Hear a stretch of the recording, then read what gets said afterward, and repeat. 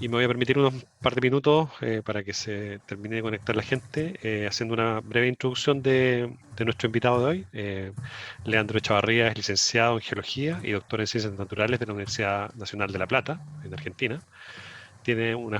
Posee una especialización en geología estructural como visiting professor de la Universidad de Cornell en Estados Unidos y también en la Colorado School of Mine en depósitos minerales. Su área de especialización, ¿cierto? Como ya les habíamos hecho una breve descripción en las redes sociales, ¿cierto? Es metalogénesis, depósitos minerales, geología estructural, tectónica andina y fajas plegadas y corridas. También tiene amplia experiencia en exploración minera, en la generación y evaluación de proyectos, generación de blancos, análisis e interpretación de datos, modelos geológicos y diversas otras experiencias relacionadas al área de geología económica.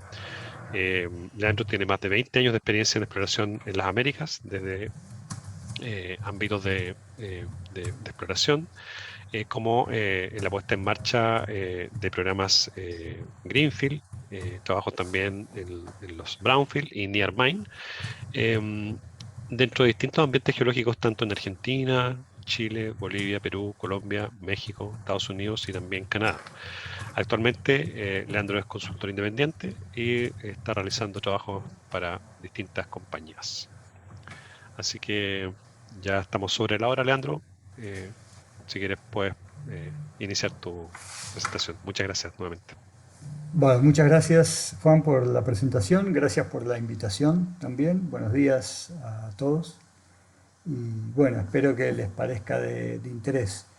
Eh, Me pareció interesante traer este tema. Eh, es un tema relativamente nuevo y tiene mucha aplicación, sobre todo en el ámbito de la exploración. El sistema de mineralización es un modo de ver la generación de proyectos minerales no como algo local a escala de distrito, sino más como un sistema que comienza a escala global, ¿no? Con procesos que desatan la fertilidad de los sistemas a escala global y bueno, se van encadenando distintos procesos que terminan con la depositación de un sistema rico. Entonces vamos a ir viendo esos procesos, cuáles son. Este sistema puede ser aplicado a cualquier tipo de depósitos. Yo en este caso elegí los depósitos magmáticos hidrotermales y voy a focalizar todo el encadenamiento de ideas para este tipo de depósitos, pero puede ser también aplicado a cualquier otro tipo de depósito. Entonces la estructuración de la charla va a ser la siguiente. Voy a dar una primera introducción sobre el origen y los conceptos de este método. Y después me voy a meter en los distintos procesos que van a terminar con la formación del depósito. Entonces, bueno, vamos a empezar.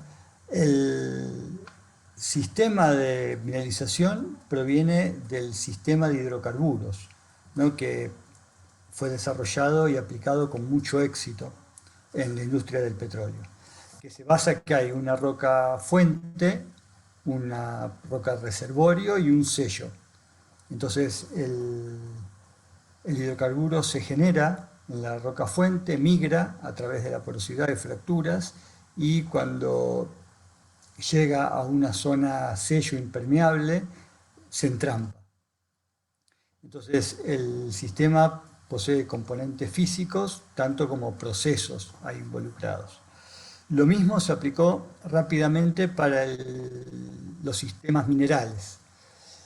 Entonces se habló al principio de una fuente de los fluidos, un transporte, una focalización y depositación en una trampa. Sin embargo, se vio rápidamente que en lo que es los depósitos minerales esto no era tan sencillo, principalmente porque el fluido en un sistema petrolífero de hidrocarburos, el fluido que se forma es directamente el petróleo y el gas. Se transporta y se entrampa, pero no sufre modificación. en un sistema mineral es mucho más complejo, ya que el fluido original no tiene nada que ver con el depósito mineral final y hay varios procesos intermedios que lo van modificando. Entonces es algo más complejo. Pero la idea es la misma.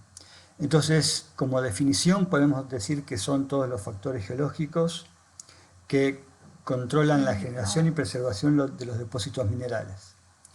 Y ve a esta formación como algo mucho más holístico, ¿no? Es algo que tiene lugar a una escala de espacio-tiempo mucho mayor a la que se considera tradicionalmente cuando se analiza un depósito en particular. No solo mira el depósito particular, sino todas las condiciones que llevan a formar ese depósito.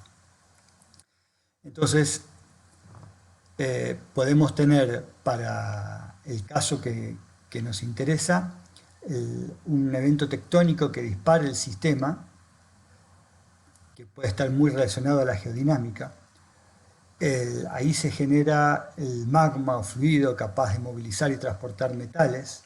Esto tiene mucho que ver con la fertilidad de ese magma, que también tiene que ver, ya lo vamos a ver, con las condiciones de formación.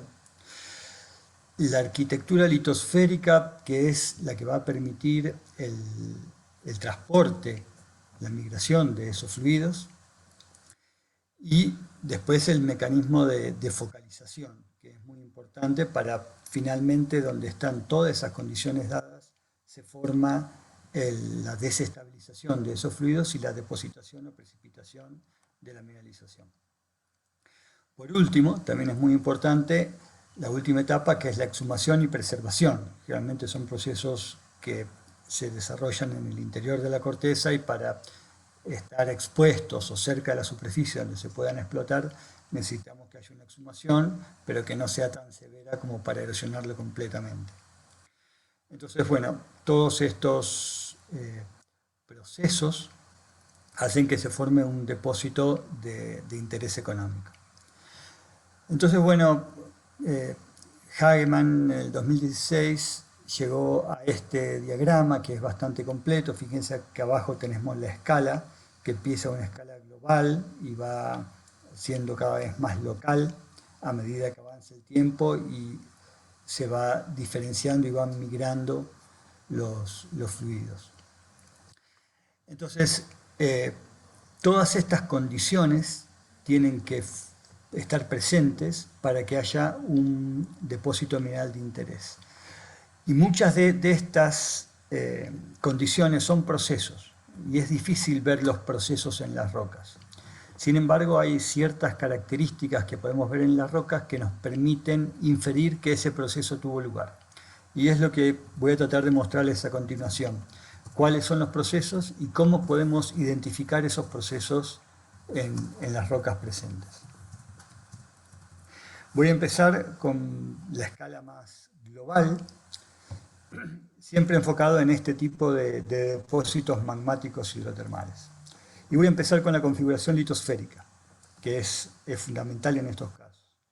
Sabemos que la litosfera está conformada por una corteza, que puede ser continental u oceánica, que está en gris, y por debajo de la corteza hay un gran núcleo de manto litosférico, es la parte superior del manto rígida, que en general es arqueano. Se cree que cerca de un 80% del núcleo de la masa continental es de edad arqueana, que se ha preservado porque es liviana, entonces tiene una flotabilidad alta, por lo cual es muy difícil de laminarlo, es anhidra, entonces es muy rígida, no se rompe ni se fractura con facilidad. Entonces estos núcleos se han preservado bastante bien a lo largo de la historia y ustedes saben que hay ciclos tectónicos de formación de supercontinentes y rotura de los supercontinentes, lo que se cree que cada 500 a 700 millones de años hay un ciclo de formación de supercontinente y rotura de los supercontinentes, y estos núcleos arqueanos permanecen estables, digamos, los continentes se rompen y se abren más o menos siempre por los mismos sitios. Entonces, por ejemplo, Sudamérica está conformada por una cantidad de microcontinentes que ahora están juntos, pero que en el pasado estuvieron separados y pueden volver a separarse en el futuro.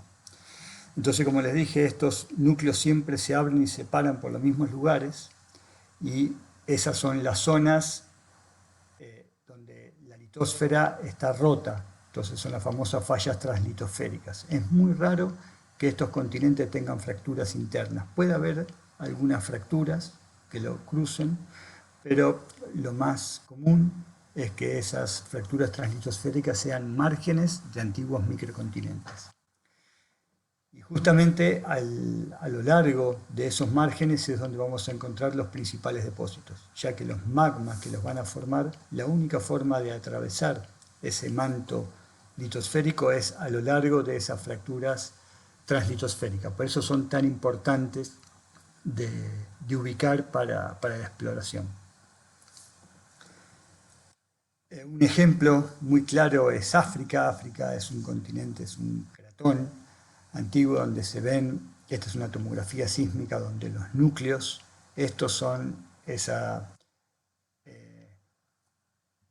manto litosférico rígido, y fíjense que todos los depósitos, el vulcanismo y los depósitos minerales están en los márgenes de esos núcleos que son arqueanos. No están en el centro porque es muy difícil atravesarlo. Lo mismo pasa en las zonas relacionadas a arcos magmáticos y los depósitos magmáticos hidrotermales tipo pórfidos.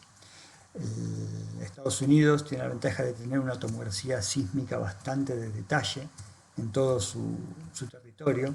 Entonces es posible ver esos núcleos arqueanos que se ven acá en rojo. Colores más cálidos son los núcleos, colores más fríos, los azules, son la zona de borde que están más alteradas o fracturadas. Y fíjense que los principales depósitos tipo pórfido, como puede ser Bingham Canyon, o los depósitos de Arizona, donde está Resolution, Bisbee, Morenci, se ubican en esas zonas más débiles que indican el margen de esos microcontinentes.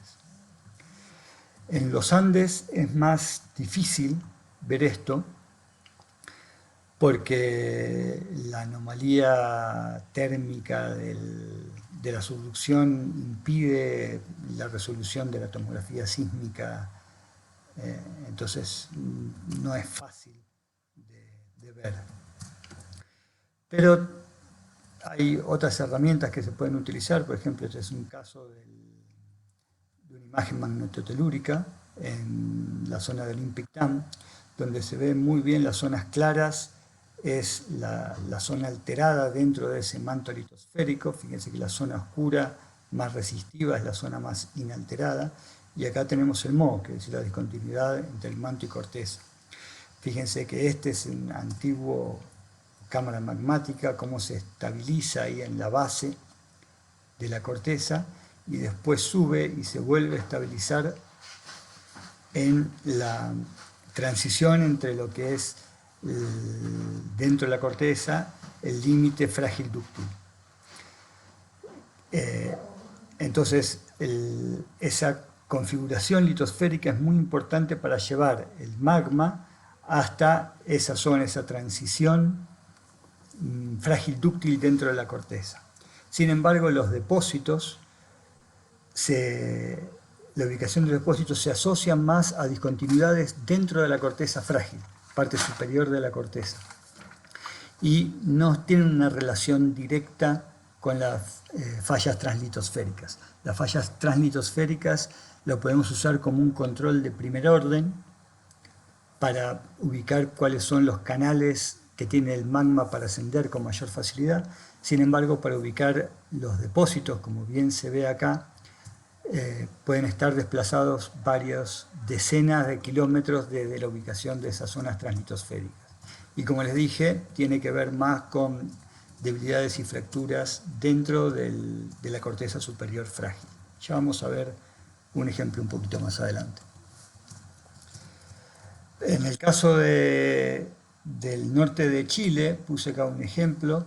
Yo, en base a a datos geológicos, geofísicos, de reconstrucción de terrenos. Hizo una estimación de dónde podrían estar esas fallas litosféricas. En azul están los límites de los terrenos que no se conocen, pues se han inferido, y algunas fallas translitosféricas, las más importantes de rumbo al noreste y noroeste que se conocen. Y bueno, y fíjense que la mayoría de los clústeres de los depósitos se ubican sobre o cerca de esta falla translitosférica, relacionando la importancia que tienen estas fallas en la ubicación de los depósitos. También el vulcanismo, este amarillito es el vulcanismo del Mioceno-Plioceno. Fíjense cómo se relaciona a esa falla translitosférica y tiene como lenguas, como que el vulcanismo está controlado por la ubicación de esas fallas. Entonces, bueno, vamos a seguir avanzando y nos vamos a ir ahora cómo se forma el magma originalmente. Nosotros sabemos que todos los depósitos relacionados a los magmas de Arco obviamente están relacionados a zonas de subducción, ya sea zonas de subducción modernas o antiguas, pero siempre asociados a subducción. Sin embargo, cuando hacemos un zoom a esas zonas de subducción, vemos que ni el vulcanismo ni la mineralización se distribuye homogéneamente, sino que hay zonas, hay segmentos de esas zonas de Arco que están más mineralizados que otros.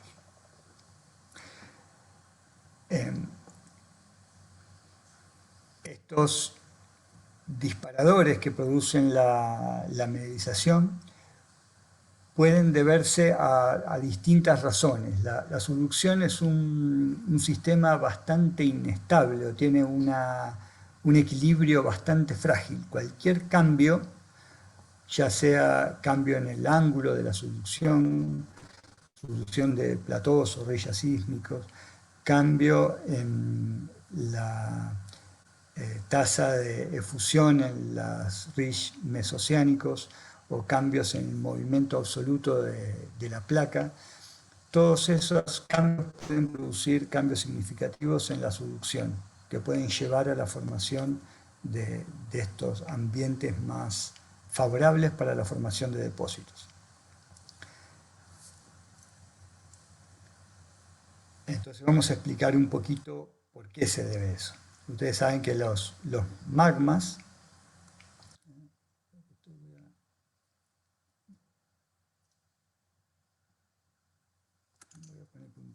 así se ve mejor.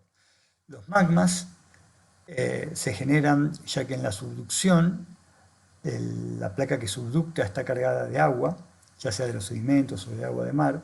Cuando expulsa, esa agua es expulsada, baja el punto de fusión de la astenosfera, parte de la astenosfera se fusiona y asciende y se estabiliza en la zona del límite entre la corteza, la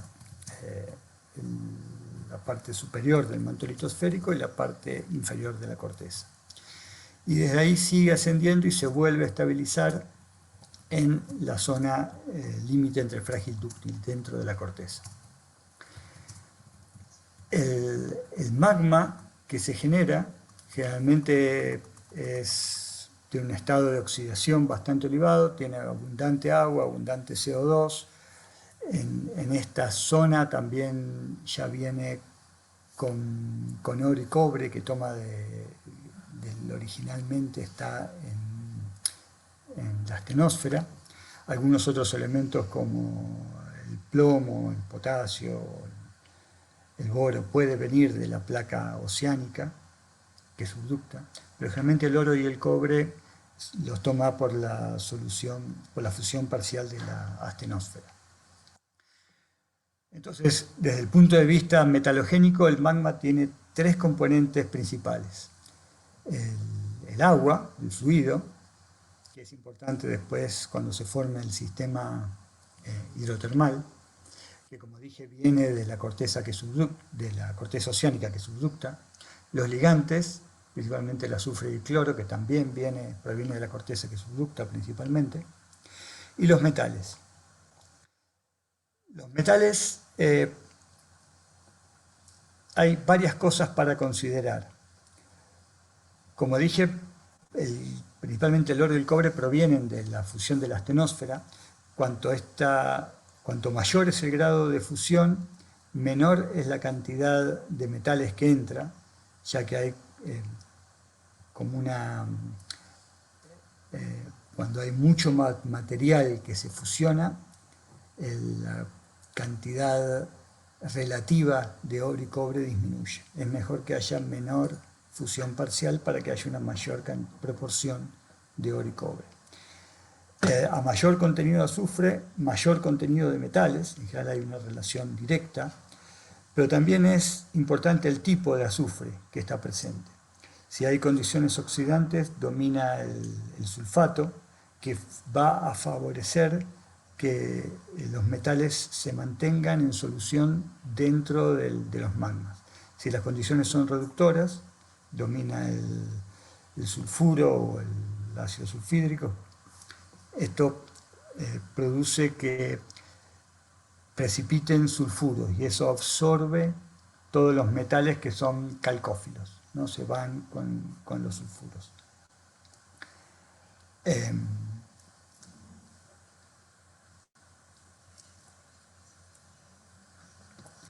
Entonces todos los metales, todos los magmas de arco poseen las características necesarias para formar sistemas magmáticos hidrotermales. Todos tienen agua, todos tienen los ligantes necesarios y todos tienen metales. Sin embargo, ¿por qué hay magmas que llegan a formar depósitos gigantes y muy ricos y otros no? Eso tiene que ver principalmente con el tiempo de duración de los sistemas. Fíjense, este gráfico que lo publicó Charadia recientemente es muy explícito, hay una relación directa entre el contenido de cobre y la duración en millones de años de los sistemas. A mayor duración, mayor contenido de cobre. Quiere decir que los depósitos gigantes se forman en sistemas longevos, activos por varios millones de años, donde hay una incorporación constante de material. Antes de que cristalice completamente el magma en una cámara, hay un rejuvenecimiento con incorporación de nuevo material, y eso hace que cada vez incorpore más cobre, porque si podemos mantener el cobre en los estadios finales, a medida que va precipitando los distintos minerales, el cobre, el oro y los distintos metales se van manteniendo en las soluciones remanentes y van cada vez haciéndose más importantes, mayor proporción, mayor cantidad. Esto, ¿cómo lo vemos en las rocas? Bueno, se está usando mucho el análisis de la composición de los zircones. Con la composición de los zircones podemos saber, por ejemplo, la relación de europio nos indica el contenido de agua en el magma. Mayor relación de europio, mayor contenido de agua. Fíjense, aquí los magmas que forman depósitos minerales contienen una alta relación de europio, quiere decir que son magmas ricos en agua. La relación serio-neodimio es un indicador del estado de oxidación del magma. Dijimos que lo que queremos es que el magma esté bien oxidado. Y fíjense que acá los magmas más oxidados son los más fértiles, los más favorables para formar depósitos minerales. Y el itrio es un indicador del fraccionamiento de la hornblenda. Más itrio significa que se forma menos hornblenda. Entonces, fíjense que esto es importante porque la hornblenda se forma cuando hay mayor presión en la cámara magmática. Quiere decir que a mayor presión, menos itrio. Y eso también es lo más favorable. Pero ¿por qué necesitamos más presión? ¿O por qué es bueno que haya más presión? Porque dijimos que necesitamos sistemas longevos. Para que los sistemas sean longevos, hay que dificultar que ese magma pueda ascender a través de la corteza. Entonces, cuanto más presión tengamos, más sea el espesor de la corteza, más difícil le va a resultar a ese magma ascender. Y se va a desarrollar con más tiempo a mayor profundidad. Entonces, esa es la clave, que se formen cámaras magmáticas profundas y longevas. Para eso, generalmente como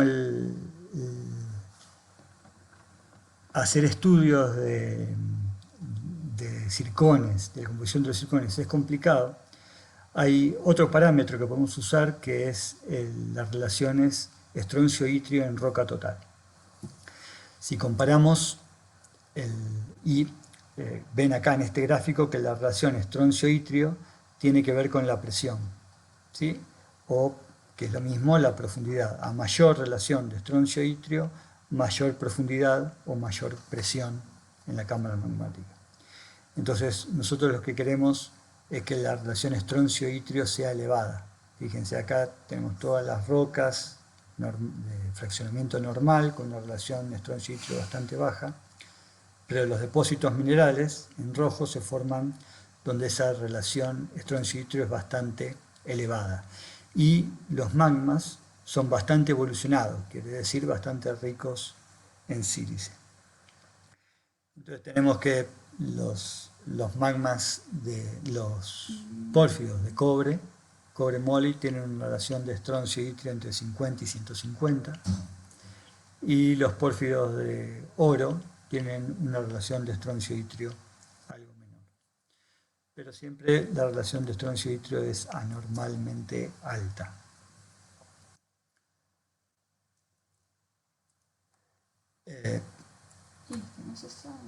Si vemos otro tipo de relación, que es la misma idea, es el fraccionamiento, descubrir el fraccionamiento de alta presión o fraccionamiento de horblenda por sobre la plagioclasa. Lo podemos ver también con la relación lantano y terbio. Si graficamos la relación lantano y terbio sobre iterbio, vamos a tener que estas relaciones bajas indican una cristalización normal, y cuando sube la presión en la cámara magmática, empieza a subir esta relación lantano y terbio. Y hacia el final de estos ciclos aparece la mineralización. ¿No? Hacia el final de los ciclos de alta presión aparece la mineralización. Si vemos entonces un modelito general, podemos decir que en una corteza de espesor normal, con una solución normal, cristaliza piroxeno y plagioclasa, no van a haber esos magmas fértiles, no va a haber mineralización. Si hay algún cambio en la solución que genere un aumento de la presión, esto va a favorecer el engrosamiento cortical, la cristalización de horblenda en lugar de plagioclasa, y ahí se va a formar, sobre todo cuando siga aumentando la presión y el espesor de la corteza, se va a formar la mineralización. Ya cuando tenemos la generación de granate con una corteza anhidra demasiado potente, ya deja de ser condiciones favorables para la mineralización.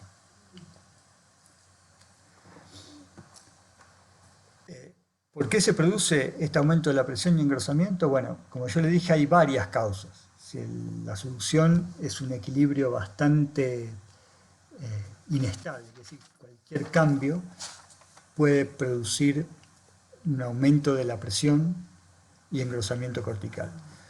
Uno de los más estudiados y conocidos es la subducción de Risch asísmico. Estos Risch es corteza oceánica más joven, por lo tanto es más caliente y menos densa, entonces tiende a flotar, ¿no?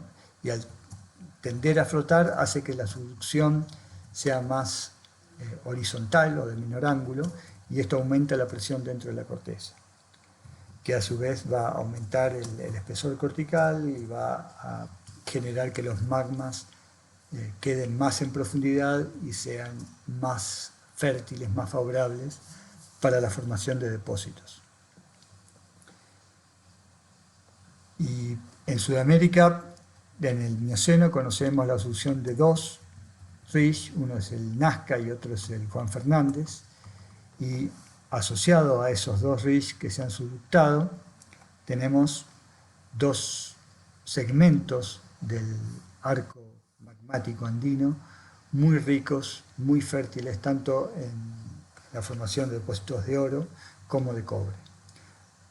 Tal es así que 6 de los 7 depósitos gigantes de cobre moly de los últimos 20 millones de años se asocian a estos segmentos de subducción subhorizontal. Estos ciclos de subducción normal a subducción subhorizontal o estos ciclos de subducción de baja presión o subducción de alta presión se dan a lo largo de toda la historia de evolución andina. Hay ciclos repetitivos que se pueden ver y siempre la mineralización está asociada a los últimos eventos de compresión.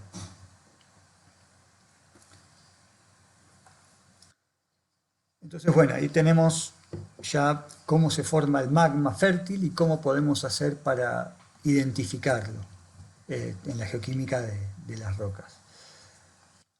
Pero vamos a seguir avanzando, vamos a ver ahora cómo llegamos de ese magma fértil a un depósito mineral. Si ese magma fértil genera un sistema hidrotermal,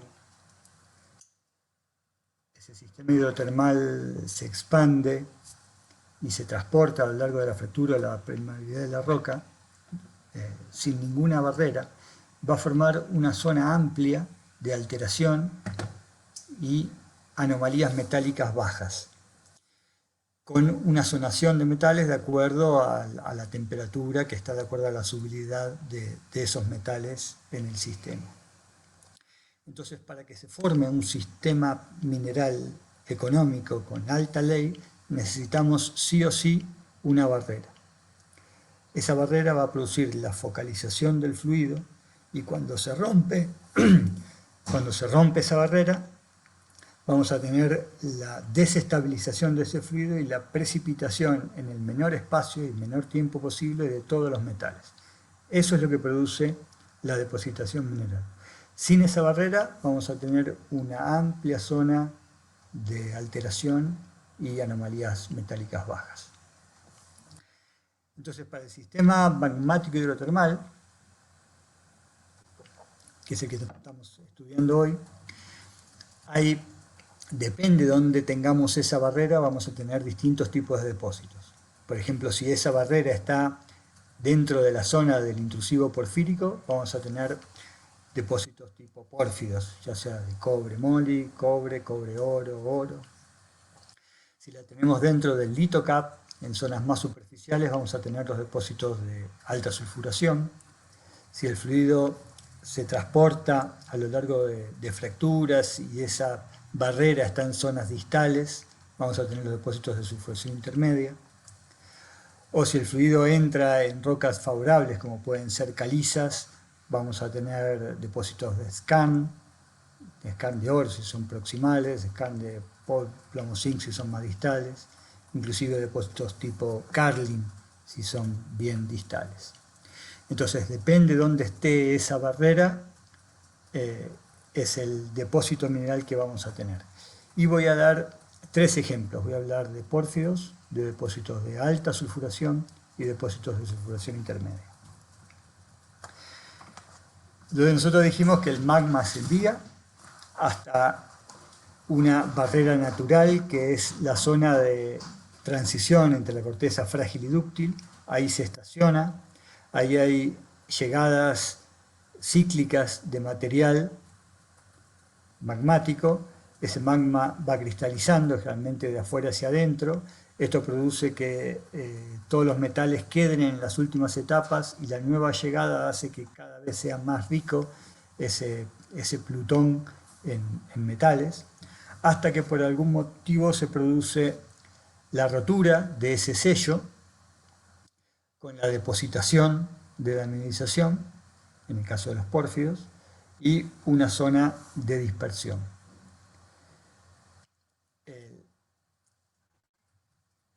¿Por qué se produce esa rotura del sello?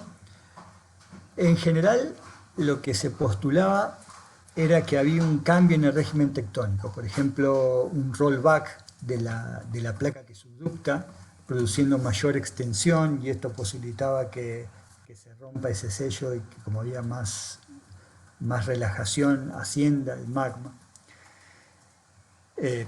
Sin embargo, esto demoraría, este cambio de régimen estructural demoraría millones de años. Y nosotros necesitamos algo más rápido, ¿no? En millones de años toda la cámara magmática estaría cristalizada y el pórfido o el sistema magmático hidrotermal nunca se formaría. Necesitamos un cambio más rápido y más localizado para formar el depósito mineral. A mí me gusta este modelo que presentó Laura Giambiaglia hace unos años. Ellos hicieron un análisis cinemático de las estructuras en la zona de la Franja del Indio y encontraron que, claro, antes de los 14 millones de años, debido a la subducción del ridge del Juan Fernández, hay una tectónica bien compresiva, con sigma 1 bien horizontal, sigma 3 vertical, como se ve en estos casos, asociado a fallas.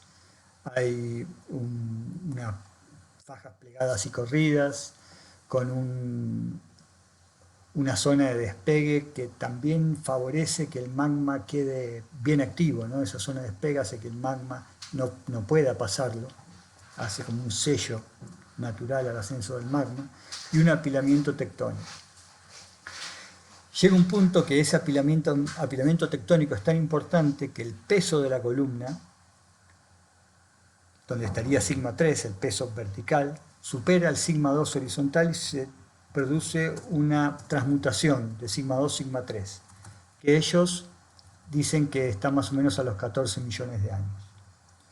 Esto hace que se generen fallas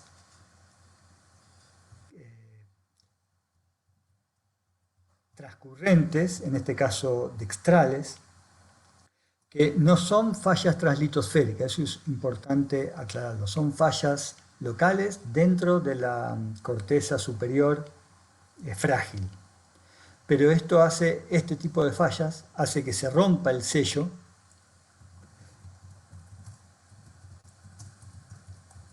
y por allí, bueno, voy a mostrar un zoom en esta zona, en este rectángulo. Por allí puede, en zonas particulares a lo largo de esta falla dextral, se producen ya una tectónica bien extensional, hay una extensión localizada en zonas de transtensión, y en esas zonas asciende, bueno, en este caso lo que vemos es evidencia de alteración hidrotermal, pero es evidencia de que abajo hubo pórfidos intruyéndose con generación de un sistema magmático hidrotermal. La evidencia de esto en muchos sistemas, de esta extensión localizada, es la intrusión de diques máficos, sobre todo inmediatamente después a la mineralización. Estos diques máficos provienen de magmas más profundos, quiere decir que localmente hay una extensión que produce que el magma no evolucione, sino que es un magma menos evolucionado, más arcaico. Y esto se da en muchos depósitos. Vemos estos diques o pequeños cuerpos máficos menos evolucionados sin alterar inmediatamente después del sistema de alteración.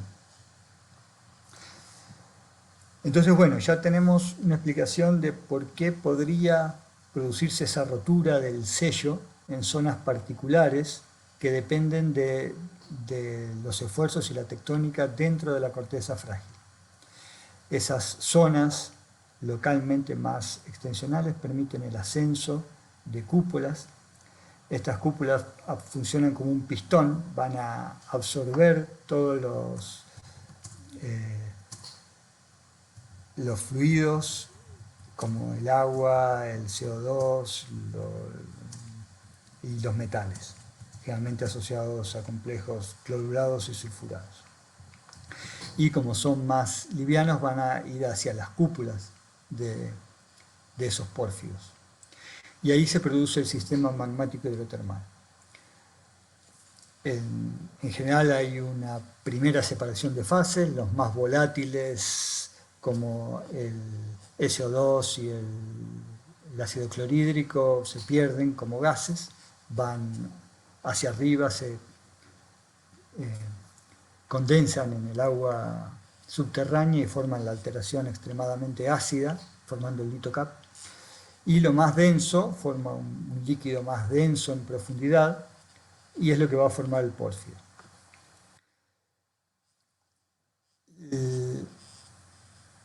La precipitación de metales va a tener que ver con la solubilidad. Los complejos clorurados, que son los que transportan los metales, tienen una solubilidad normal, quiere decir que cuando baja la temperatura, baja la solubilidad. Y el menos soluble de todo es el cobre y el oro, cuando se transporta como complejo clorurado. Por eso los pórfidos van a tener esa composición, ¿no? Fíjense que la precipitación, acá de acuerdo a la temperatura, el cobre, mole y oro son los primeros que precipitan, los demás como el zinc, el plomo, la plata son más solubles, o el oro cuando se transporta como complejo bisulfurado son más solubles, entonces van a ir hacia porciones más distales del sistema. Si tenemos un sello eficiente en la zona del pórfido, es decir, no dejamos que los fluidos estos se escapen, ya de por sí es difícil que se escape porque es un líquido bastante salino que no es muy móvil, tiende a quedarse acá adentro, se va a producir la precipitación, ya sea bueno, la alteración y después la precipitación de metales. La evolución va a estar de acuerdo a la composición del fluido. Generalmente va a haber un aumento de la sulfuración por un aumento del H2S y una disminución del SO2. Aumenta la sulfuración, entonces vamos a empezar con minerales de baja sulfuración en el núcleo, como magnetita, bornita, que pasan a una sulfuración intermedia, con más talcopirita y finalmente pirita. Entonces vamos a tener un halo pirítico bastante importante que representa ese aumento de la sulfuración, aumento del H2S hacia afuera del sistema. Eso es cuando el sello es bien eficiente y los fluidos no se escapan de este ambiente. ¿Qué pasa cuando los fluidos se escapan? Cuando relajamos un poquito el sistema y algunos fluidos se escapan. Bueno, primero dijimos que los gases, que son el SO2 y el ácido clorhídrico, eran más fácil, como son gaseosos, es más fácil que se escapen, se condensen en la zona de agua subterránea, formen un líquido muy ácido, menos de 2 de pH, y producen una lixiviación total de la roca. Queda solamente un cuarzo residual con una textura porosa, en lo que llamamos el litocap, ¿no? En la zona alta, generalmente sobre el intrusivo porfírico. Y ese cuarzo residual es muy receptivo a la mineralización, principalmente porque es muy poroso. Entonces, después, si algo de ese líquido magmático hidrotermal puede ascender hasta esos niveles, van a precipitar, y la trampa puede ser de distintas formas. Puede ser estructural, en las estructuras de alimentación, o puede ser litológica, ya sea en zonas de brechas, a lo largo de una capa, que puede ser una roca piroclástica más permeable, o puede ser en el contacto entre una zona más permeable y una zona más impermeable, como puede ser la base de un domo intrusivo. Entonces esas zonas van a ser las trampas en estas zonas altas del sistema dentro del litocap, que generalmente van a formar depósitos de alta sulfuración. Un ejemplo de eso es en Quimsacoche, en Ecuador, donde vemos varias zonas de cuarzo residual con textura baggy, asociado a capas más permeables, que son capas piroclásticas, que están intercaladas con lavas. Las lavas generalmente no están tan alteradas, sin embargo las capas piroclásticas sí desarrollan ese cuarzo residual con textura baggy. Y la mineralización, como entra después, va a ir mineralizando la zona de feeder, siempre la zona de feeder es la que está mineralizada, y mineraliza la primera capa que encuentra. Sin embargo, el aporte de metales no fue tan grande como para llegar a mineralizar la segunda capa. Y acá tenemos que la capa más somera de cuarzo residual es estéril, mientras que las más profundas y la zona de feeder son las que están mineralizadas. Entonces, esto es importante en la exploración. Cuando diagramamos nuestros sondajes, siempre tenemos que asegurarnos de cortar el feeder. Hasta que no cortemos el feeder con los sondajes, el sistema no se debe considerar como que está completamente explorado. Por ejemplo, en este caso, si hubiésemos perforado solamente la primera capa de cuarzo con textura baggy y era estéril, podríamos haber dicho, bueno, ya está, ya lo perforamos, es estéril, nos vamos. Sin embargo, es un sistema muy bien mineralizado y la mineralización está más profunda, asociado siempre al feeder. Todos estos sistemas de LithoCap siempre tienen un feeder. Bueno, para ver algo, cuáles son las rocas, cuando hablo de cuarzo residual con textura baggy, hablo de esto. La textura de ese baggy responde a la roca original. Por ejemplo, en este caso eran lavas con textura porfírica. Vemos que los bags son muy homogéneos. En este caso arriba eran brechas. Fíjense que los bags son muy regulares y dependen de los líticos, de los tamaños de los clastos de la brecha. Y en este caso eran ignimbritas con fiames, entonces la forma de los bags refleja esa composición original. Generalmente estos sistemas son de dos estadios. El principio esto es estéril, no tienen mineralización metálica. La mineralización metálica viene en un segundo pulso, que es el que mineraliza.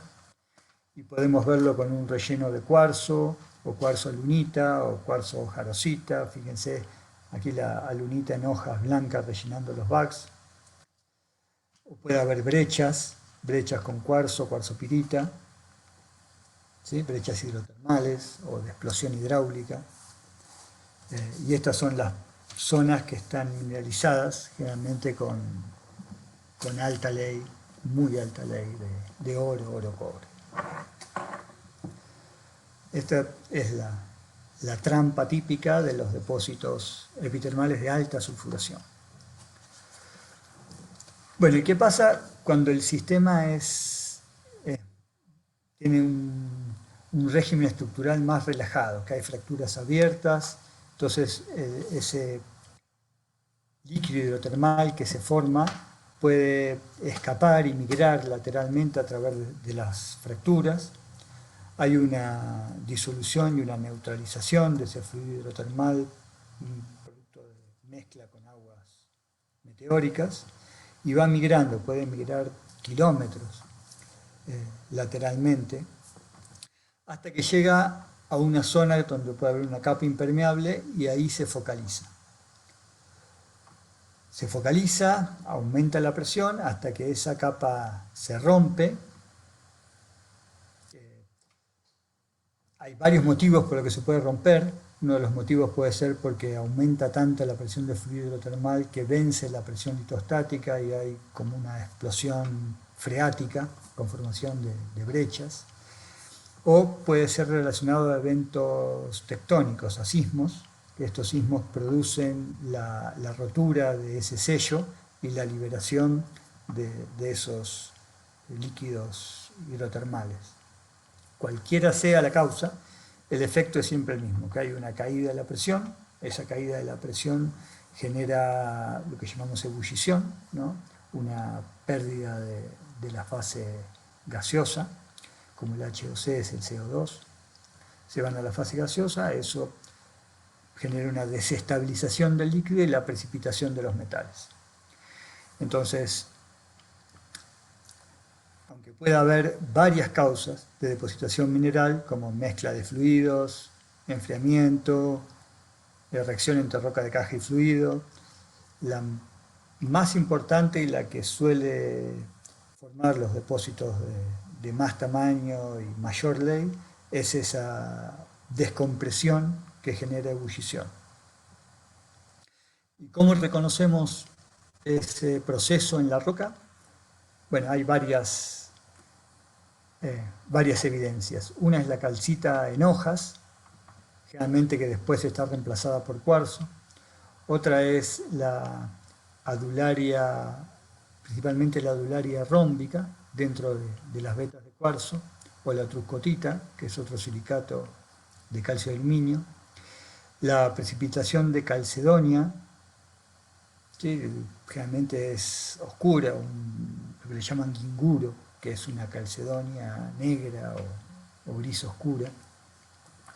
El oro dendrítico, la presencia de brechas hidrotermales o la presencia en superficie de blankets o capas de alteración argílica avanzada, principalmente caulinita, alunita. Pero ¿cuáles los procesos que dispara esa ebullición? Como dije, la ebullición es una pérdida de los fluidos. Entonces los primeros que se van es el CO2 y los protones, que son los más livianos. Eso produce un aumento del pH y lleva a la precipitación de calcita y adularia. Por eso tenemos la calcita en hojas y la adularia como un buen indicador. Sin embargo, al descender la temperatura, esa calcita ya no es más estable y rápidamente es reemplazada por cuarzo. Por eso generalmente no vemos la calcita en hojas, sino lo que vemos un pseudomorfo de cuarzo que reemplazó a la calcita. Y la adularia también deja de ser estable y pasa la hilita a ser estable. Por eso mucho de la mena tiene adularia temprana que después pasa a hilita. El oro en este sistema cristaliza bien tardío, generalmente después de la formación del adulario en hojas y después de la precipitación de la calcita en hojas y después de la precipitación del adulario. Y la precipitación del oro se debe a la pérdida del H2S, ya que el oro se transporta como complejo bisulfurado. Cuando se pierde el H2S, el oro se queda sin sustento, sin el agente que lo transporta y precipita. Entonces, lo que tenemos que buscar, como les dije, estas zonas se producen por eventos tectónicos, por sismos, por pequeños movimientos que generan zonas abiertas estructuralmente, entonces tienen un control estructural muy fuerte. Entonces, lo que hay que buscar son esas zonas de apertura estructural, que pueden ser varias, como zonas de shocks entre dos estructuras. Ahí es una zona ideal para la depositación mineral. Voy a ir mostrando algunos ejemplos rápidos. Zonas de terminaciones, displays de terminaciones de estructuras, como colas de caballo, que se llama, cuando la estructura se abre en varias ramas. Zonas de flexión, cambios de rumbo a un rumbo más favorable para la apertura. Y lo interesante que todas estas estructuras pueden verse a distintas escalas. Entonces, si nosotros vemos estructuras favorables, como acá en una escala de afloramiento, lo podemos trasladar a una escala del distrito, una escala más amplia, y nos va a servir para enfocar la exploración, ya que vamos a ver cuáles son las direcciones más favorables para esas zonas transtensionales, esas zonas de apertura donde se puede depositar la mineralización. Y bueno, esas zonas más abiertas, más favorables, se ven dentro de las vetas, ¿no? El mineral no está al azar distribuido dentro de las vetas, sino que está en clavos de alta ley que se encuentran en zonas más favorables que generalmente esas zonas son perpendiculares al desplazamiento neto de la estructura. Pero no solamente la parte estructural controla la depositación, sino que la estratigrafía también es bastante importante. Si hay rocas más competentes que se fracturan más fácil, van a favorecer la mineralización que zonas, que estratigrafías más incompetentes donde la fractura no se desarrolla con tanta facilidad. Acá vemos un ejemplo, una sección vertical de una veta donde hay distintas litologías. En verde está la potencia de la veta. Fíjense que hay en la andesita la potencia es mayor, y en las rocas volcanicrásticas la potencia suele ser menor, y eso está relacionado a la mineralización. Fíjense cómo la mineralización está favorecida en las andesitas, mientras que en las rocas volcaniclásticas la ley cae abruptamente. Otra cosa también que es bueno notar acá es el techo de la mineralización. Como estos son sistemas hidráulicos, depende de la hidrología, del movimiento del agua del sistema. El agua, como saben, tiene un techo subhorizontal, entonces el techo de la mineralización suele ser brusco, que tiene que ver con ese movimiento del líquido dentro del sistema. Bueno, vamos a pasar de la zona de la mineralización a la zona de dispersión. La zona de dispersión es algo que tampoco se ve en los sistemas de hidrocarburos y es muy importante en la exploración, ya que nosotros muchas veces no vamos a ver la zona mineralizada, sino que vamos a ver una amplia zona de dispersión de los fluidos que migraron posteriormente a la depositación de la zona de alta ley. Estudiando estas zonas de dispersión es como nosotros podemos llegar a las zonas donde se originó el sistema y son las zonas donde posiblemente esté la mineralización. Les voy a mostrar un par de ejemplos de cómo podemos vectorizar estas zonas de dispersión. Una en el litocap. Sabemos que el litocap es la zona de dispersión por arriba del pórfido.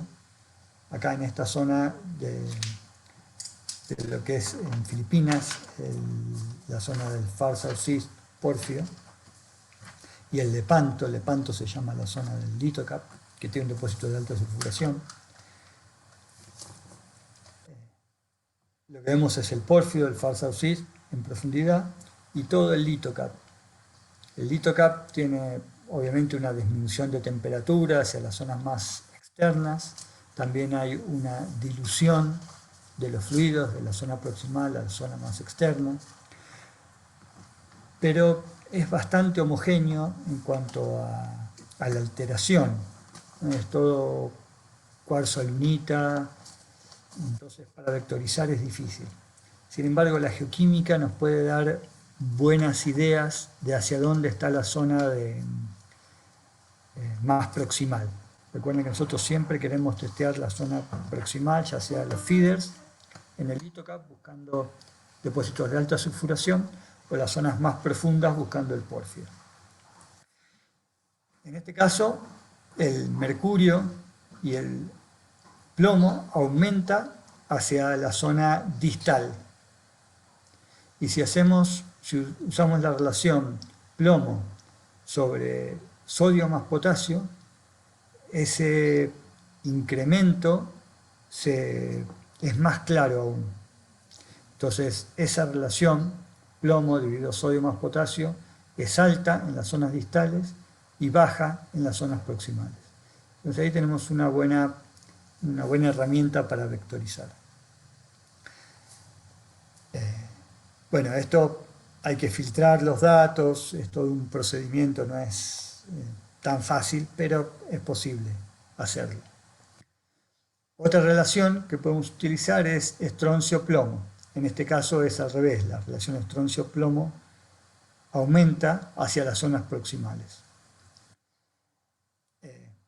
Entonces, bueno, esas son maneras relativamente fáciles de poder, usando geoquímica de roca total, poder vectorizar estas zonas de litocap que pueden ser muy extensas, hasta kilómetros, muy homogéneas en cuanto a la geología, muy difíciles de vectorizar de otra forma. Usando geoquímica de roca total podemos intentar vectorizar y descubrir dónde están las zonas proximales. Una vectorización para pórfidos que podemos hacer es simplemente utilizar la alteración. Sabemos que la alteración potásica está en las zonas proximales, la alteración de clorita sericita está más arriba, más superficial está la alteración fílica o la white mica, ¿no? La sericita blanca, y más hacia afuera está la propilítica. La propilítica la podemos vectorizar, suele ser muy amplia, puede tener kilómetros de extensión alrededor del pórfido, y la podemos vectorizar por la mineralogía. Pegado al pórfido puede haber actinolita, más alejado epidoto, más alejado clorita. Podemos vectorizar también utilizando midiendo la densidad de vetillas, por ejemplo, de epidoto. Puede ser una buena vectorización. Y lo que se está usando últimamente es la composición de los minerales verdes, sobre todo el epidoto y las cloritas. Y lo primero que tenemos que discernir, si estamos, por ejemplo, en medio de una alteración propilítica fuerte, pero que no vemos nada más, no vemos ningún indicio de actividad magmático y hidrotermal, entonces podemos estar en duda si es una alteración metamórfica o es una alteración hidrotermal. Entonces, la composición de las cloritas y los epidotos pueden ser nos pueden dar una buena idea, nos pueden diferenciar esa alteración metamórfica o alteración magmática hidrotermal. Y también podemos vectorizar hacia el pórfido para buscar, por ejemplo, blancos de exploración. Por ejemplo, en el epidoto hay elementos que se enriquecen inmediatamente fuera del halo pirítico, como el lantano, el litio, el circonio, el estroncio. Y hay elementos que se enriquecen más distalmente, o sea, fuera del halo pirítico, porque dentro del halo pirítico esos elementos van a los sulfuros, pero ya fuera del halo pirítico esos elementos van a la composición del epidoto. Entonces, por ejemplo, el arsénico, fíjense que muestra dentro de la zona de blanco, muestra como un bajo, porque el arsénico no está en el epidoto. Sin embargo, en zonas más distales el arsénico puede ir a la estructura del epidoto. Las cloritas, la composición de la clorita depende más de la temperatura. Entonces, si nosotros buscamos elementos de alta temperatura, como el titanio, magnesio y vanadio, pueden estar enriquecidos en las zonas proximales, donde la clorita tiene más temperatura. En cambio, ahí podemos hacer relaciones de elementos de alta temperatura sobre baja temperatura. Por ejemplo, este es un gráfico, una relación titanio-estroncio, que las zonas altas nos indican las zonas proximales. Entonces, es otra forma para vectorizar estas zonas de dispersión. Por otro lado, en depósitos de sulfuración intermedia, las zonas de dispersión son muy superficiales y generalmente se erosionan, no están preservadas, pero puede haber algún blanquet de alteración argílica avanzada o puede haber sinters, terrazas de sinters, que son típicos de la zona superficial de estos depósitos. Y dentro de ese ambiente, si es que llega a preservarse, también podemos vectorizar de acuerdo al tipo de rocas que veamos. Por ejemplo, las brechas son más proximales, las algas filamentosas son un poco más distales, la presencia de troncos o algunas plantas silicificadas son más distales. Entonces todo eso nos sirve para vectorizar estos ambientes hacia las zonas proximales. Algo que me gusta a mí vectorizar siempre es la presencia de lo que en Perú le llaman las vetas cordilleranas.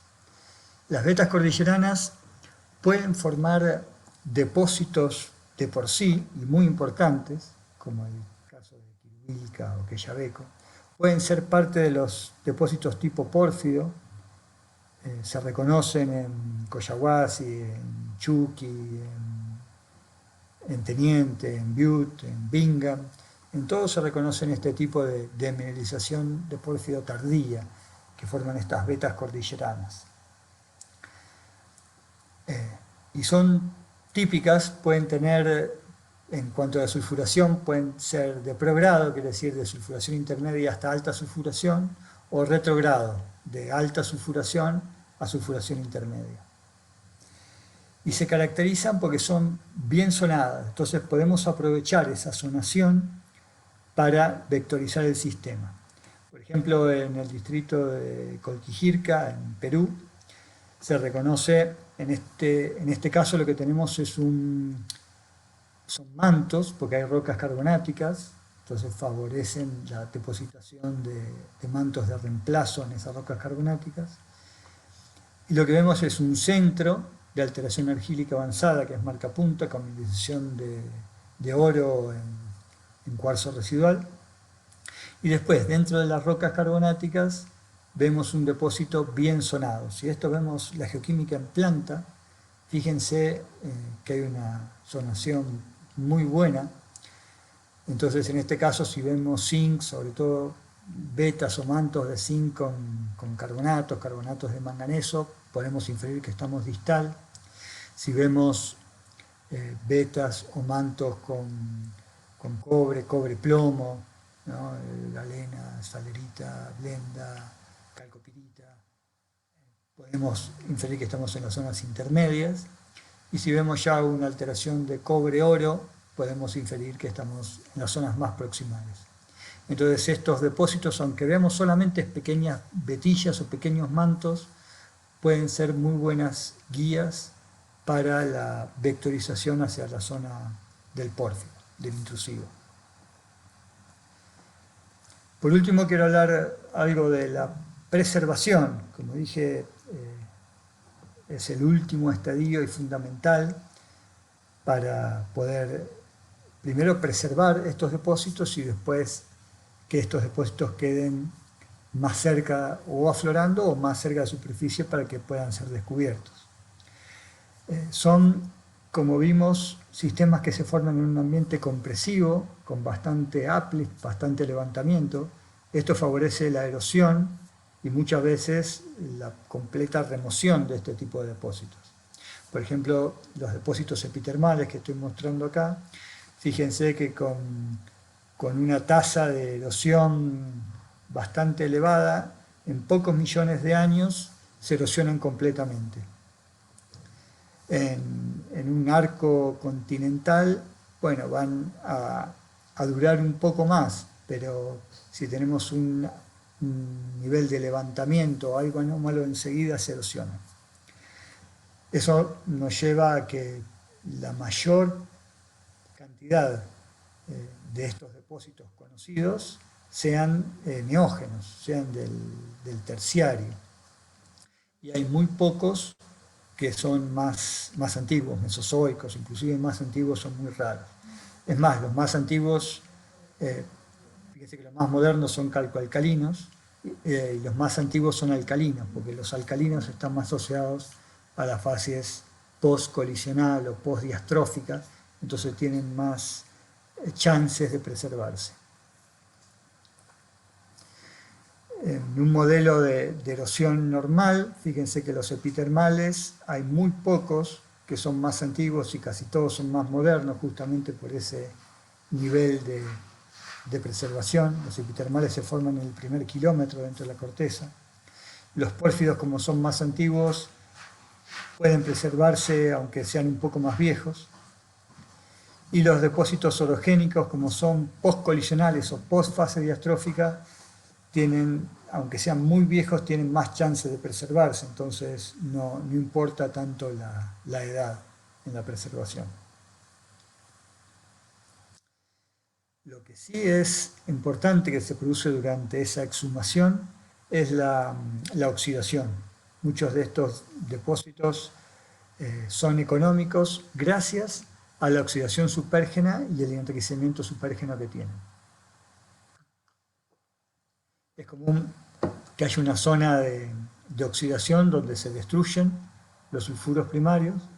Esos sulfuros, bueno, destruidos, esa zona lixiviada, arrastra los metales hacia profundidad y los deposita de manera secundaria en una zona de enriquecimiento supergénico, quedando obviamente bastante más enriquecido que la zona primaria.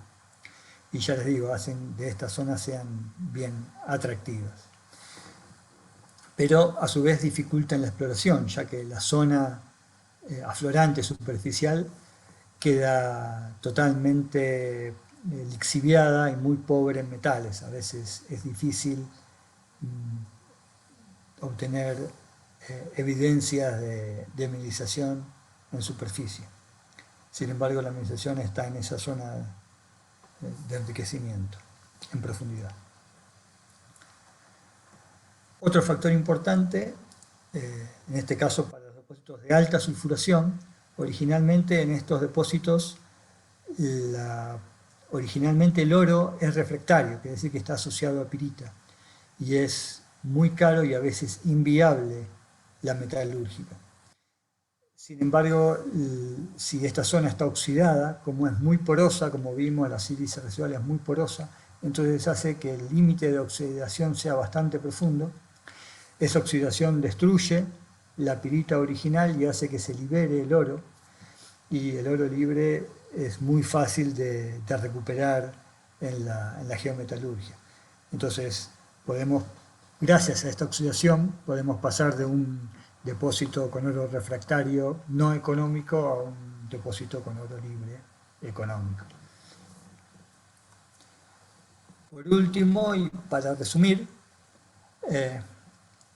lo que nos queda de esto es que la formación de la mineralización es un encadenamiento de procesos que va de la escala global a escala del depósito en sí, y que cada etapa del proceso es crítica. Lo que nosotros tenemos que saber identificar para la exploración es cuáles son esos procesos críticos y reconocerlos en el campo. El proceso crítico es el proceso aquel que tiene que formarse sí o sí. Si no tuvo lugar, no hay mineralización. Entonces, si podemos reconocer cuáles son los procesos críticos y podemos identificarlos en el terreno, estamos 10 pasos adelante para poder descubrir un depósito. Como yo les dije, esos procesos críticos los podemos reconocer en las rocas, y después, si mapeamos, convertimos esas características a unidades mapeables, llegamos a mapas de prospectividad, donde si tenemos en un área superpuesto todos los procesos críticos que necesitamos, vamos a tener excelentes blancos de exploración. Lo que no hay que confundir es el no reconocimiento de un proceso con la no existencia de un proceso. Que no veamos el proceso o la evidencia de ese proceso en las rocas no necesariamente quiere decir que ese proceso crítico no estuvo presente. Siempre tenemos que ser bien abiertos y saber discernir si el proceso no ocurrió o simplemente no lo estamos viendo. Pero bueno, teniendo esta idea en mente de identificar cuáles son los procesos críticos, identificar si ese proceso crítico ocurrió en las rocas, mapear esas rocas y llegar a unidades mapeables, nos pone varios pasos adelante hacia la identificación de nuevos depósitos. Y con eso termino por hoy.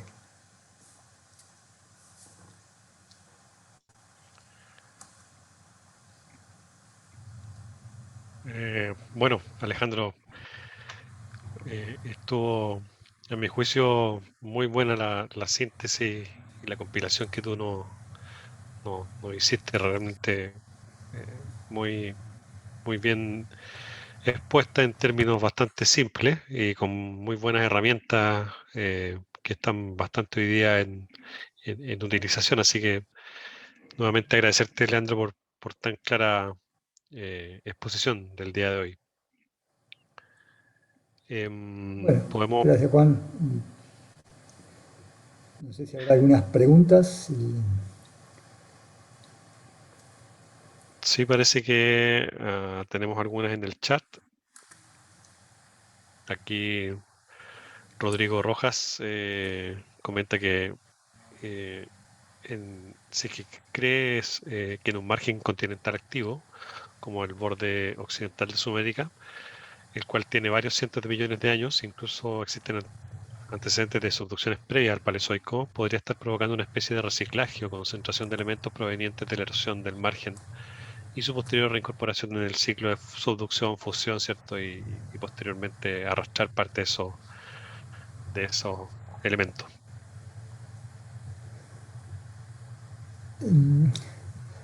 Para algunos elementos es posible. No se tiene evidencias que el reciclado de la corteza continental sea un factor clave en el enriquecimiento o en formación de sistemas ricos en cobre y oro. Eh, lo que se sabe hasta ahora es que la mayor parte, si no todo, proviene solamente de la fusión parcial de la astenosfera y que el enriquecimiento se debe a factores posteriores dentro al desarrollo en sí de ese magma. No partimos de magmas anómalos enriquecidos en cobre y oro, sino que el magma con un contenido normal, debido, como expliqué, a su historia posterior, a un sistema longevo, profundo. Eso es lo que hace que el sistema final sea rico en oro. Pero no hay evidencias de que el reciclado cortical produzca sistemas más enriquecidos. Perfecto, Leandro, muchas gracias. Acá hay un par de consultas de Daniel Hughes. Em, dice, "Re- dos consultas referidas al sistema de alta sulfuración. En el caso que tengamos lech de sílice residual estéril, ¿debemos descartar la zona? ¿Debemos considerar esos lech como feeders del sistema? Y una segunda pregunta relacionada a esa, dice, ¿cómo podemos reconocer cuando estamos en las raíces de un sistema de alta sulfuración? O sea, reconocer que el sistema está erosionado. ¿Cómo se puede identificar eso? Bueno, mira, los ledge es formación de cuarzo residual, es decir, disociación de la roca a lo largo de una estructura. Entonces, puedes estar en la parte superior o en la parte inferior. No, el que tengas un ledge no necesariamente quiere decir que estés en la raíz del sistema. ¿Cómo reconocer si ese ledge pertenece a la raíz? Eh, hay, hay varias herramientas que puedes usar. Una es la identificación de minerales de alta temperatura. Por ejemplo, si tenés diásporos, sunchita, eh, pirofilita, son minerales que te indican ambiente ácido y alta temperatura. Entonces puede, puede ser que estés en zonas profundas del, del sistema. Eh, Después, bueno, si vos tenés todo el litocap, es más fácil darte cuenta cuando estás en un feeder, ¿no? Que está por debajo del litocap. Si ya tenés todo erosionado y tenés solamente los LEDs, es más complicado. Pero buscar esos minerales de alta temperatura puede ser una guía. La composición de la lunita puede ser otra guía.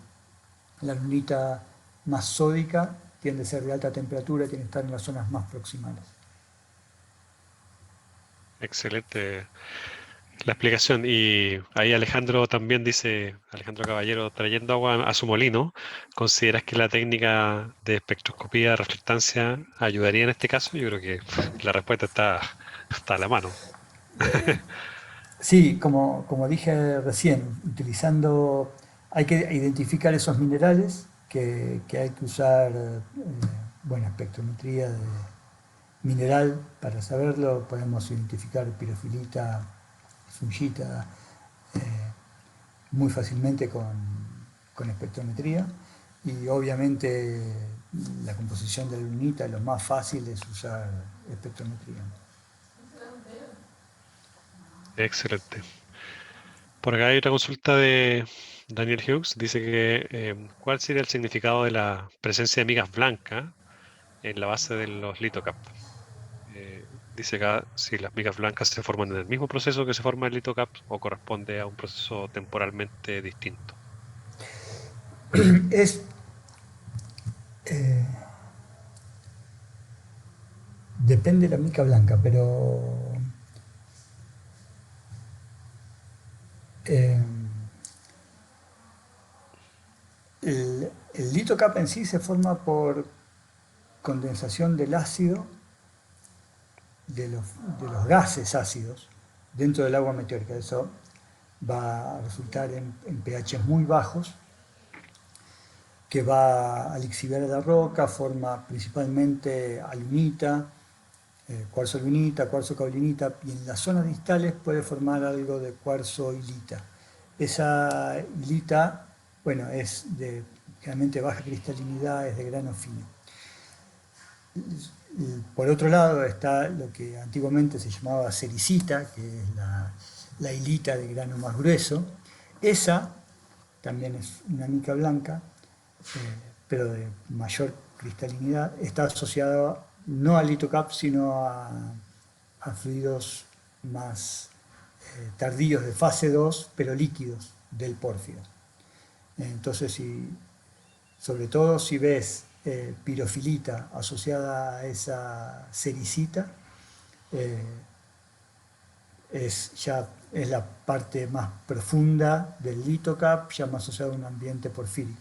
Si ves una hilita de grano muy fino, puede ser más superficial y más asociado a la parte distal del litocap, sobre todo si está asociado a esmectitas, hilitas esmectitas.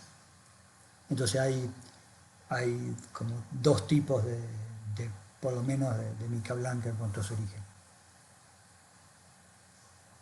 Muchas gracias. Em, Otra vez, para diferenciar eso, la espectrometría es lo más aplicable. Aquí hay una otra consulta, Leandro. Gabo pregunta si por qué que no le quedó muy claro que la generación del granate a causa, ¿cierto?, del engrosamiento cortical podría ser desfavorable para la mineralización. Si lo pudiera volver a comentar. El,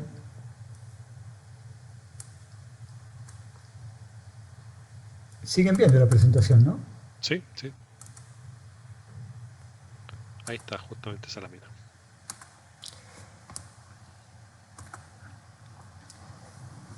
La, hay autores que dicen, hablábamos de los magmas ricos en agua, cuanto más agua, más favorable. Algunos autores dicen que eh, agua puede haber dentro de la estructura de algunos minerales como el anfíbol.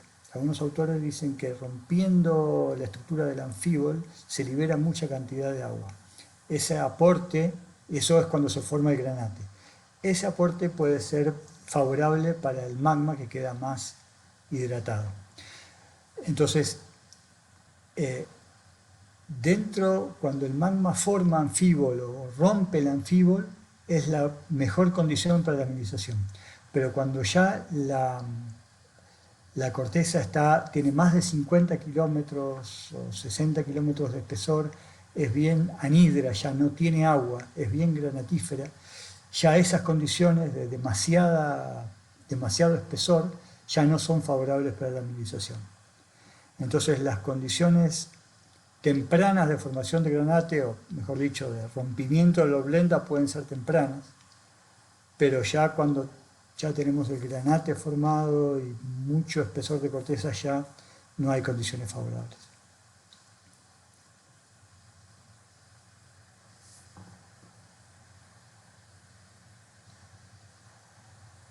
Muchas gracias nuevamente, Leandro. Aquí hay yo creo que con esa hacemos la última consulta del día de hoy, Luis Tapia.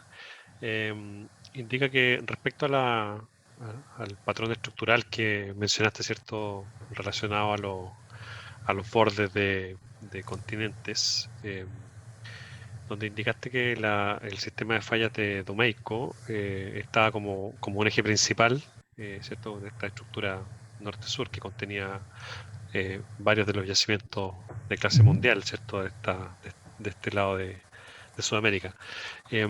Y la pregunta que hace Luis es si el sistema de falla de Atacama pudiera también haber sido, eh, o más bien la pregunta es que, ¿qué diferencias uno podría encontrar entre las alteraciones superficiales, entre una zona de falla más profunda como Domeyko versus lo que sería el sistema de falla Atacama, que también es un sistema muy importante que en Chile, donde están alineados depósitos, otro tipo de depósitos más bien? Sí, hay, al- eh, hay algunas evidencias que infieren que el sistema de la costa podría ser también alguna de estas estructuras que limitan microcontinentes, como estructuras translitosféricas. En- Sin embargo, y como mostré en África y en Estados Unidos, la herramienta más utilizada para ver este tipo de contactos litosféricos es la tomografía sísmica, que acá en los Andes no funciona demasiado bien. Entonces es difícil establecer, para el colmo los basamentos no están aflorando mucho, no es fácil encontrar bloques de basamento aflorando, entonces es difícil comparar. Eh, pero podría ser la estructura de la costa, la estructura de la cordillera de la costa podría ser otra de estas estructuras de feeders principales. La verdad que no lo tengo estudiado en detalle, no podría aseverarlo. Perfecto, Leandro, no te preocupes. Gracias de todas maneras por tu muy buena disposición. Nuevamente volver a agradecerte, Leandro, la presencia tuya hoy día con nosotros, a todos los participantes. Hoy día tuvimos sobre 60 personas que estuvieron hoy día ahí atentamente escuchando tu presentación, así que muchas gracias también a ellos, a todos los que pudieron hoy día conectarse y bueno, ya saben cómo estamos organizados para semana a semana poder hacerles llegar este tipo de conversaciones de temas de interés. Así que nuevamente gracias, Leandro, por tu muy buena disposición. Y Bueno, gracias Juan por la invitación, gracias a todos por sumarse y bueno, seguimos en contacto y atentos a la agenda para los próximos viernes. ok, que estén todos muy bien, muchas gracias.